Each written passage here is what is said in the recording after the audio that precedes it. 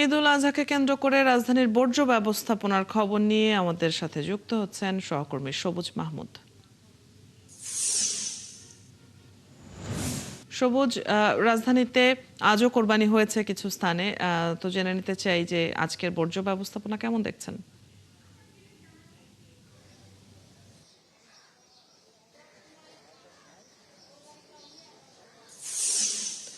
অদিতি, আমি এখন আছি শাহজাহানপুর যে রেলওয়ে কলোনি, সেই রেলওয়ে কলোনিতে যে গরুর হাটটি বসেছিল সেটি সাধারণত কলোনির ভেতরের যে অলিগলি ছিল সেখানে মাঠে হওয়ার কথা ছিল, কিন্তু সেটা ছাপিয়ে রেলওয়ে কলোনির ভেতরের চিত্র দেখা যাচ্ছে। এখনো কিন্তু এই বাসগুলো, যে বাসগুলোতে গরু বাঁধা ছিল সেই বাসগুলো কিন্তু এখনো তুলে নিয়ে যাওয়া হয়নি। ইজাদারদের পক্ষ থেকে আমি কথা বলার চেষ্টা করেছি, তারা আমাদেরকে বলছে যে তারা কাজ করছেন, কিন্তু আমাদেরকে বললো যে আরেকটু ধৈর্য ধরতে হবে, কারণ এটা কিন্তু যেই ইজারার যে শর্ত, সেই শর্ত অনুযায়ী পরের দিন 24 ঘন্টার মধ্যে করার কথা ছিল, কিন্তু রেলওয়ে কলোনির ভেতরে যেখানে মানুষজন বসবাস করছে, এখানে স্থানীয় লোকজন বলছে যে তাদের দুর্গন্ধ ছড়াচ্ছে। এখানে গোবর, রক্ত এবং খড়কুটা পরে পুরো রাস্তার অবস্থা খুবই বাজে অবস্থা, এবং এখানে মানুষ চলাফেরা করতে পারতেছে না, দুর্গন্ধ ছড়াচ্ছে।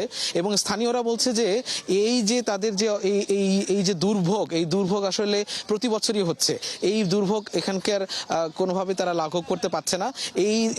এখানে স্থানীয়রা বলছে যে এই যে মাঠকে কেন্দ্র করে হাট, কিন্তু মাঠের ছাপিয়ে সবগুলো অলিগলিকে এবং মূল রাস্তার বর্জ্যগুলো অপসারণ করা হলেও আমি গতকালকে দেখিয়েছিলাম যে দক্ষিণ সিটির যে প্রশাসক, তিনি এই হাট এলাকায় এসেছিলেন এবং সেখানে আসার পরে মাঠ এবং তার আশপাশের এলাকাটা পরিষ্কার হয়েছে, কিন্তু অলিগলির ভেতরে যে কলোনির ভেতরের যে শাখা রাস্তাগুলো আছে সেই শাখা রাস্তাগুলো বর্জ্য এখনো সরানো হয়নি।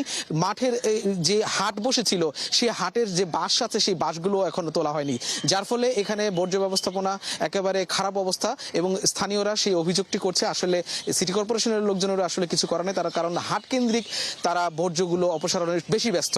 এই হচ্ছে সবশেষ অবস্থা। অদিতি, সবুজ, জেনে নিচ্ছিলাম আপনার কাছ থেকে পরিস্থিতি। ধন্যবাদ যুক্ত হবার জন্য। দর্শক, রাজধানীর বর্জ্য ব্যবস্থাপনার খবর নিয়ে সহকর্মী সবুজ মাহমুদ যুক্ত ছিলেন এতক্ষণ।